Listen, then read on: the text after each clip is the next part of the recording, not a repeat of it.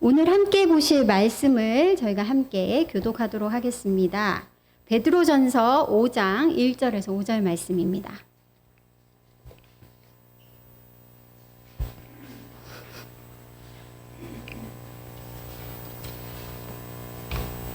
베드로전서 5장 1절부터 5절 말씀, 신약성경 382페이지입니다. 다 찾으셨으면 한 절씩 교독하도록 하겠습니다. 너희 중 장로들에게 권하노니 나는 함께 장로된 자요 그리스도의 고난의 증인이요 나타날 영광에 참여할 자니라.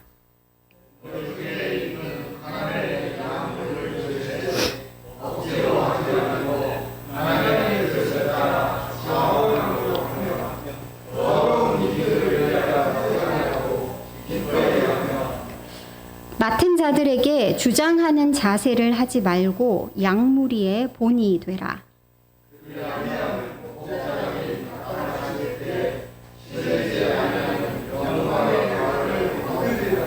5절 다 같이 읽겠습니다. 젊은 자들아 이와 같이 장로들에게 순종하고 다 서로 겸손으로 허리를 동이라.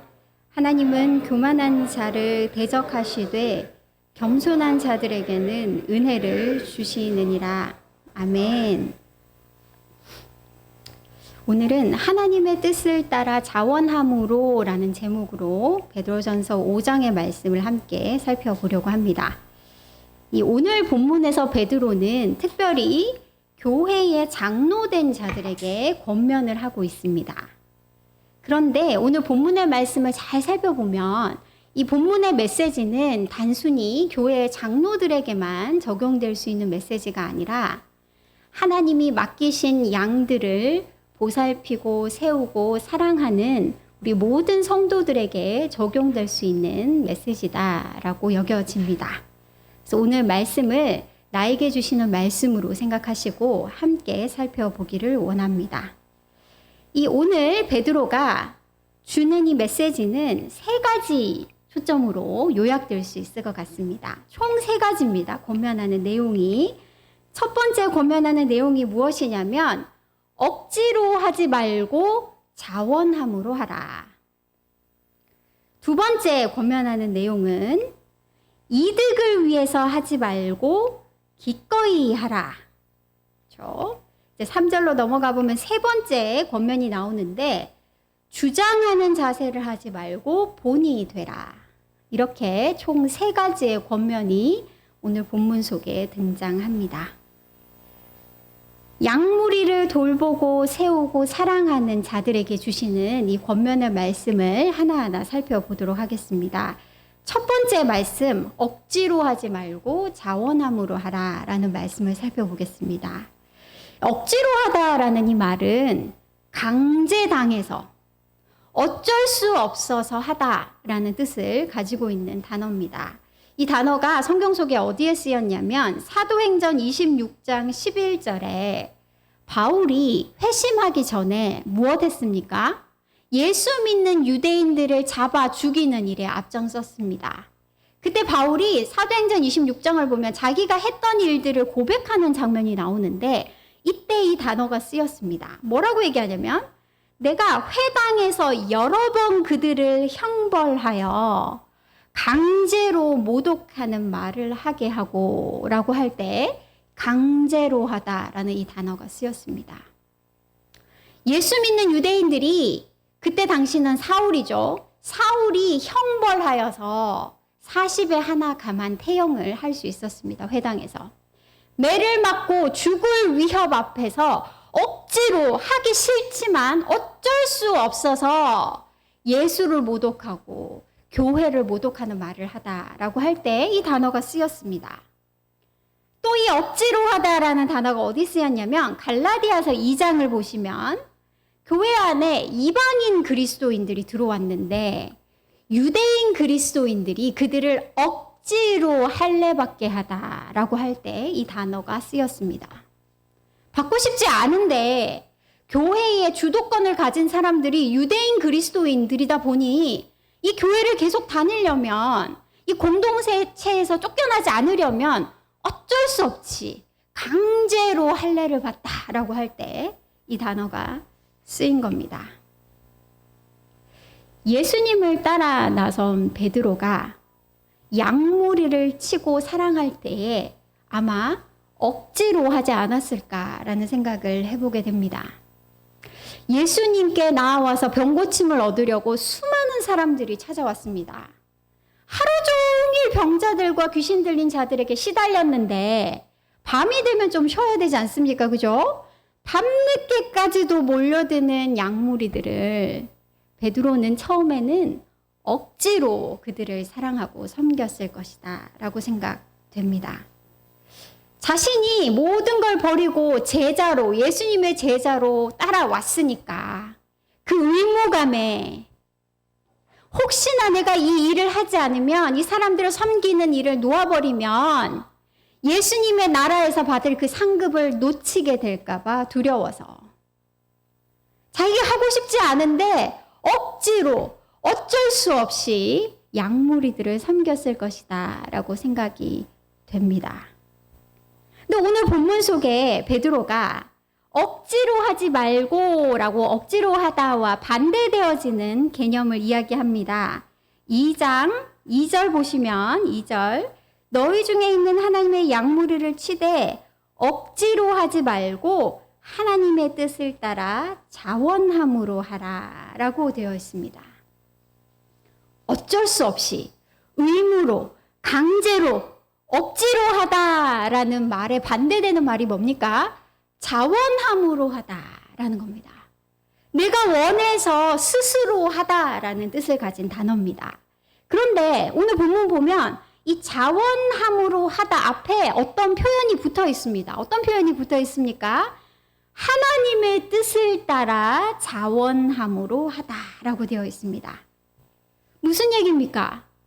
하나님 아버지의 마음이 어디로 향해 있는지를 알아서, 하나님이 뭘 원하시는지 그 뜻을 알아서 내가 스스로 하나님이 원하시는 것을 자원해서 하다라는 뜻을 담고 있는 단어입니다. 이렇게 꼭 해야만 할 것 같은 의무감에 하는 것이 아니라, 이렇게 하지 않으면 벌 받을 것 같은 두려움으로 하는 것이 아니고, 하나님 아버지를 사랑하기 때문에 하나님의 마음이 향하시는 것을 스스로 한다라는 뜻을 담고 있습니다. 자녀를 양육해 보시면 참 기쁘다라고 여길 때가 언제입니까? 자녀들에게 무엇인가를 이야기했는데 그 말에 잘 순종할 때 참 기쁘고 이쁩니다. 근데 자녀를 양육할 때 말할 수 없이 기쁘다라고 얘기할 수 있는 순간은 언제일 것 같습니까? 시키지 않았는데, 하라고 얘기하지 않았는데 부모가 무엇을 원하는지를 알아서 그 마음이 원하는 바를 스스로 행하는 것을 볼 때 부모의 마음은 더없이 기쁠 것입니다. 오늘 본문에서 베드로는 양무리를 사랑하고 섬기되 하나님을 사랑해서 하나님의 마음이 임한 그들을 사랑하고 섬기는 자, 스스로 그들을 섬기기로 결정하는 자가 되라라고 얘기합니다. 요한복음 21장을 보시면 어깨가 축 처져 있는 베드로의 모습이 나옵니다. 지금까지는 자기가 수제자라고 떵떵거리며 어깨를 쫙 핀 베드로의 모습이 복음서 속에 계속 등장하는데요. 요한복음 21장을 보면 저렇게 쭈그러들 수 없을 만큼 위축된 베드로의 모습이 나옵니다. 예수님이 돌아가시기 전에 수제자다라고 자신만만했던 베드로가 예수님을 3번이나 부인했습니다. 나는 그 사람을 모른다. 내가 그 사람을 알면 하나님이 나에게 저주를 내리셔도 된다. 라고까지 하면서 예수님을 3번이나 부인했습니다. 도저히 얼굴을 들 수가 없습니다. 예수님이 부활하신 다음에도 베드로는 나는 고기 잡으러 갈래! 라고 삐딱선을 타기 시작합니다. 그래서 요한복음 21장을 보시면 고기 잡으러 간 베드로의 모습이 나옵니다. 그런데 그 베드로를 예수님이 찾아오셔서 만나십니다. 부활하신 예수님이 베드로를 찾아오십니다. 그리고 베드로에게 질문하십니다. 네가 나를 사랑하느냐? 베드로는 감히 내가 예수님을 아가파오 합니다. 아가페 사랑합니다. 라고 얘기 못하고 제가 예수님을 필레오 합니다. 사랑하긴 하는데 요 정도밖에 사랑 못합니다. 라고 얘기하는데 예수님이 3번 물으시고 무슨 얘기를 하시냐면 베드로가 내가 예수님 사랑하시는 줄 아십니다. 라고 할 때 내 양을 먹이라. 내 양을 치라. 라고 얘기하십니다. 예수님이 위축되어 있는 베드로, 부끄러워 얼굴을 들지 못한 베드로를 찾아오셔서 무엇을 깨닫게 해주시냐면 그가 예수님을 사랑하신다는 것. 그리고 예수님이 뭘 원하시는가를 알게 하십니다. 베드로는 오늘 본문 속에 참된 목자는 내가 이걸 해야만 하기 때문에 억지로 어쩔 수 없어서 하는 것이 아니라 내가 사랑하는 하나님이, 내가 사랑하는 예수님이 자기의 목숨을 내어주고 사랑한 양들이기 때문에 그들을 내가 스스로 선택해서 사랑하고 섬기는 자가 되는 것이다 라고 이야기합니다. 두 번째로 베드로는 이 목자된 자들에게 두 번째 권면을 주는데요. 2절 끝부분입니다. 더러운 이득을 위하여 하지 말고 기꺼이 하며 라고 얘기합니다. 더러운 이득을 위하다라는 단어는 말 그대로 부끄러움을 모르고 부정직한 이득을 좋아한다라는 뜻입니다. 하나님이 맡기신 양무리를 돌보고 사랑하고 섬기는 일을 하면서 내 자신의 이득을 원하고 바란다. 그게 더러운 이득이다라는 거죠. 그죠? 더러운 이득을 위하여 하지 말라라고 얘기합니다. 모든 걸 다 버리고 내가 주를 따랐습니다 라고 얘기하는 제자들의 마음속에 진짜 동기가 무엇인지가 예수님이 돌아가실 때가 다가오자 드러나기 시작합니다.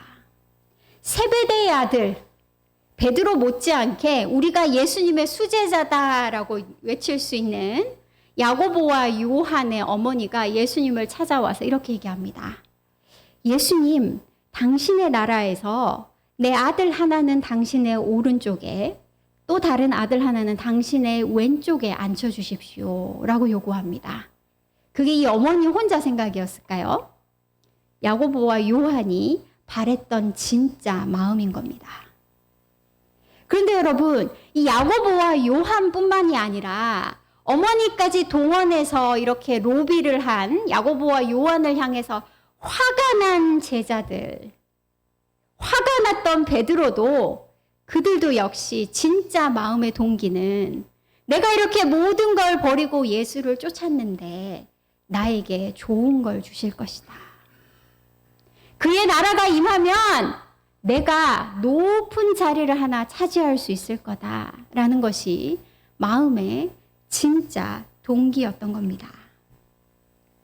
오늘 말씀 속에 더러운 이득을 위해서 한다라는 것, 나의 성취, 나의 명예, 나의 이익을 위해서 한다라는 그 말 반대되는 말이 등장합니다. 그게 뭡니까? 기꺼이 한다라는 동사가 등장합니다. 기꺼이 한다라는 것은 그렇게 하기를 정말 간절히 원한다라는 뜻입니다. 내가 양머리를 섬기고 사랑하기를 정말로 기꺼이 원한다, 갈망한다라는 뜻입니다. 네, 여러분, 이 동사가 로마 문화 속에서 사용되었습니다.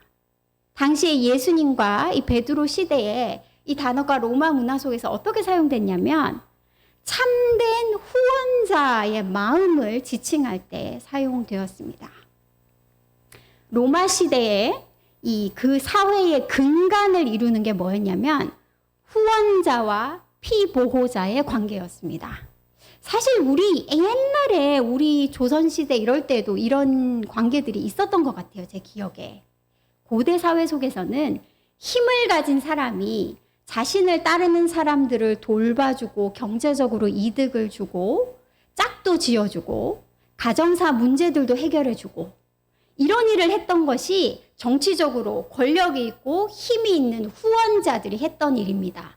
로마 시대에도 그랬어요. 그러면 그 후원자의 후원, 지원을 받는 피보호자들은 뭘 해야 됐냐면 충성을 바치는 겁니다. 정치적으로 나를 도와주는 후원자가 성공할 수 있도록 지지해 주는 겁니다. 그래서 나가서 그 후원자를 위해서 투표도 하고 정치적으로 우리는 이 사람을 지지합니다라고 표명도 합니다. 때로는 전쟁이 일어나면 자신의 후원자가 이끄는 군대에 자기와 자기 집의 노예들이 참가하기도 합니다. 이게 바로 로마 시대의 근간을 이루는 사회의 뼈대를 이루는 후원자와 피후원자의 관계였습니다. 근데 알고 보면 이건 서로 공생관계입니다. 후원자는 자신을 지지하는 많게는 수천 명의 피후원자를 두기도 했다고 해요. 그 사람들에게 작은 경제적인 이득과 도움들을 주면 그들이 나를 지원하게 됩니다. 내가 정치적으로 든든한 배경을 가질 수 있게 됩니다. 그래서 서로 도움을 주고받는 관계인 겁니다. 근데 여러분 제가 아까 뭐라고 얘기했습니까? 오늘 본문에 기꺼이 하다, 그렇게 하기를 갈망하다라는 이 동사가 참된 후원자를 지칭할 때 사용됐다는 겁니다. 내가 이 피보호자를 도와주는 이유가 내 정치적 배경이 되기 때문에 나에게 이득이 되기 때문에가 아니라 정말로 그 피후원자의 삶이 좀 좋아지기를 원해서 이 어려운 사람의 삶에 좀 안위가 임하기를 내가 정말로 기꺼이 원해서 도와주다. 그런 참된 후원자의 마음을 얘기할 때 이 기꺼이 하다라는 동사가 쓰였습니다. 오늘 본문으로 돌아와 보겠습니다. 베드로가 하나님이 세우신 목자들, 그 하나님의 양무리를 사랑하고 섬기는 자들의 마음은 어떠해야 된다고 얘기합니까? 내 이익을 위해서가 아니라 그들이 정말로 평안하기를 위해서, 그들의 삶에 정말로 은혜가 임하기를 원해서 내 몸처럼 그들을 사랑해서 섬기는 것이 되어야 한다라고 이야기하고 있습니다. 마지막으로 오늘 본문 속에서 베드로는 세 번째 권면을 주고 있습니다. 세 번째 권면의 내용은 3절에 나오는데요. 조금 졸리기도 하고 하니까 3절 말씀을 다 같이 큰 소리로 한번 읽어보겠습니다. 시작. 맡은 자들에게 주장하는 자세를 하지 말고 양무리의 본이 되라. 마지막으로 베드로는 목자들이 양을 치는 방식에 대해서 얘기합니다. 맡은 자들에게라는 표현이 나오는데요. 이 맡은이라는 단어는요, 제비 뽑아서 결정된이라는 뜻을 가지고 있습니다. 무슨 얘기냐면 제비는 제비 뽑는 사람들의 의사와 상관없이 랜덤으로 뽑히는 것 같지만 사실은 신의 뜻에 의해서 결정된이라는 뜻을 가지고 있습니다. 그래서 맡은 자들이란 뜻은 뭐냐면 내가 스스로 선택한 자들이 아니라 하나님이 맡긴 자들, 하나님의 뜻에 의해서 나에게 맡겨진 자들이라는 뜻을 가지고 있습니다. 이 맡은 자들에게 어떻게 하라라고 얘기하냐면 주장하는 자세를 하지 말고, 주장하다라는 단어는 마태복음 20장에서 집권자들, 고관들이 자신들의 백성이나 부하들을 대하는 태도를 이야기할 때 쓰입니다. 자신은 하지 않으면서 이것 하라, 저것 하라 라고 명령하는 태도를 이야기하는데요. 오늘 본문 속에 베드로는 뭐라고 얘기합니까?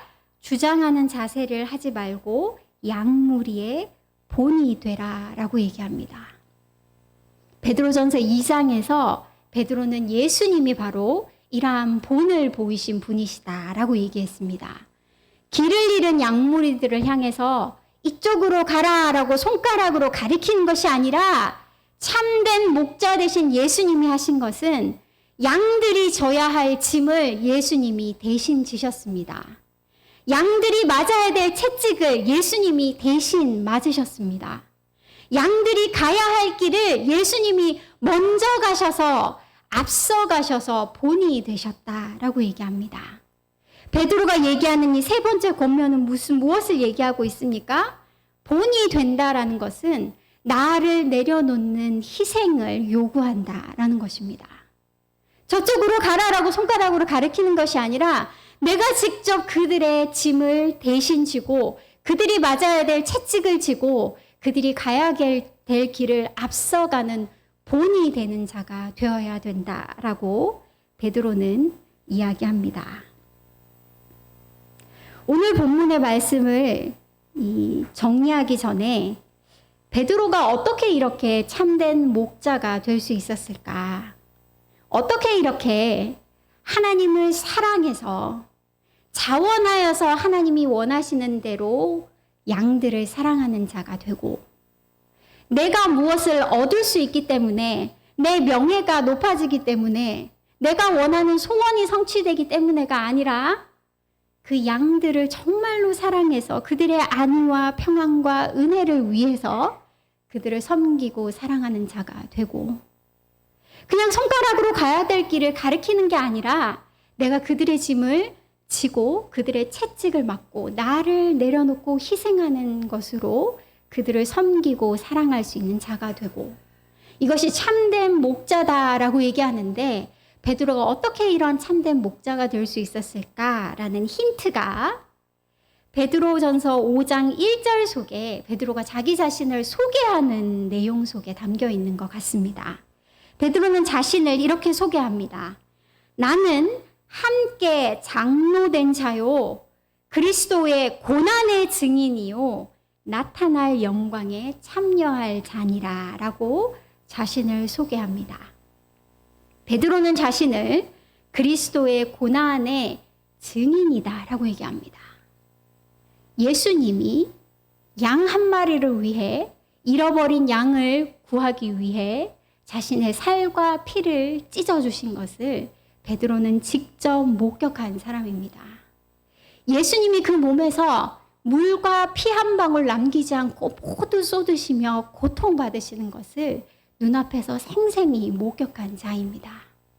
이 예수님의 고난을 목격한 베드로는 예수님이 얼마나 한 마리의 양을 사랑하는지, 하나님이 얼마나 그 백성을 사랑하시는지, 그래서 자기 자신까지 내어주시는지를 목격한 자만이 이 하나님이 원하시는 참 목자가 될 수 있다라는 내용이 오늘 본문에 등장하는 것 같습니다. 더불어 베드로는 자신을 나타날 영광에 참여할 자다라고 소개합니다. 베드로는 사실 이 영광의 길에서 한번 벗어난 사람입니다. 아까도 소개드렸듯이 예수님을 한 번도 아니고 3번이나 부인한 사람입니다. 나는 이 사람 모릅니다. 나는 예수 모릅니다. 라고 부인한 자를 예수님이 찾아오셨습니다. 요한복음 21장을 자세히 읽어보시면 참 재미있습니다. 예전에 이민수 목사님이 이 본문으로 설교하셨던 내용이 제 머릿속에 팍 박힌 부분이 있는데요. 요한복음 21장 읽어보시면 그 장면에 베드로가 고기를 잡는데 예수님이 말씀하신 대로 그 그물을 던져서 잡은 고기가 153마리다라는 내용이 나와요. 도대체 이 153마리의 의미가 뭘까? 학자들이 막 분분해요. 이 무슨 상징적인 의미다. 무슨 그 갈릴리 바다의 고기 종류가 153종류였다. 뭐 온갖 종류의 해석이 나오는데 그때 이민수 목사님은 뭐라고 설교하셨냐면 그 물고기가 153마리였다는 것을 기록한 것을 보면 누군가 그날 그 자리에서 잡힌 물고기를 셌다는 겁니다. 라고 얘기합니다. 물고기가 그물에 가득했는데 그 물고기를 누군가가 그 자리에서 한 마리 센 겁니다. 그랬더니 153마리였던 거죠. 한 번 센 것도 아니고 또 셌을 수 있을 것 같아요. 또 셌어요. 누가 셌을 것 같으세요? 요한복음 21장 읽어보시면 그 자리에 쭈구리가 돼서 구석에 박혀있는 사람이 한 명 나와요. 베드로. 물고기를 예수님이 오른편에 던지라라고 해서 셀 수 없는 물고기 잡혔는데 그래서 예수님이시다라는 목소리를 듣고 너무 기뻐서 겉옷까지 두르고 물에 뛰어드는 베드로의 모습이 나와요. 예수님 너무 반가워서. 근데 어느 순간 예수님 옆에 서니까 마음이 쭈그러드는 거죠. 자기가 3번이나 예수님 부인했던 게 머릿속에 떠오르는 겁니다. 부끄러워서 예수님을 쳐다도 못 보고 생선을 구워주시는 예수님 쪽으로 앉지도 못하고 뒤로 돌아 앉아서 그날 잡은 물고기를 1마리, 2마리 센 겁니다. 153마리였던 거죠. 베드로의 마음이 적나라하게 잘 드러나는 본문인 것 같습니다. 그런데 이렇게 부끄러워 얼굴을 들지 못하는 베드로를 예수님이 다시 부르십니다. 네가 나를 사랑하느냐? 네, 예수님. 제 마음을 예수님이 아십니다. 내 양을 먹이라. 베드로가 어떻게 이렇게 자기 자신을 내어놓는 참 목자가 될 수 있습니까? 날마다 예수님을 만날 때에 가능합니다. 예수님, 나는 오늘도 예수님을 부인했습니다. 세상 속에 살면서 예수님이 주인이 아니라 돈이 내 주인이라고 고백하며 살았습니다. 그런데 이 예수님 앞에 오늘도 나아옵니다 라고 고백하는 사람은 그 예수님의 은혜를 다시 한번 맛보게 됩니다. 나를 부인하지 않으시고 나를 부끄럽다 하지 않으시고 다시 한번 나를 영광의 자리로 부르시는 예수님의 은혜를 맛보게 됩니다.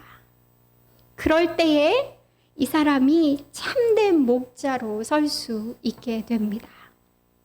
오늘 본문의 말씀을 마무리하려고 합니다. 오늘 본문에서 베드로는 우리를 하나님이 목자로 세우셨다라고 얘기합니다.